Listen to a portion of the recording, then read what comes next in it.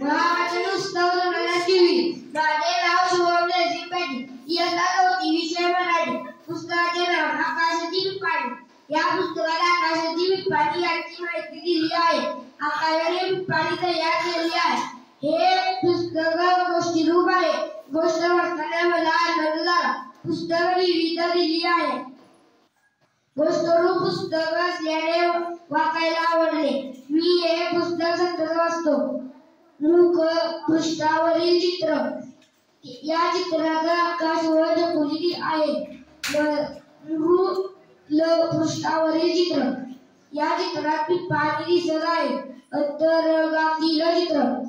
या शाळेत मुले-मुली पिपाणी वाजवत आहेत. मुलांना पिपाणी वाजवायला आवडते. पुस्तकात आवश्यक फोटो चित्रे दिली आहेत. ही चित्रे मला खूप आवडली. मला पुस्तक खूप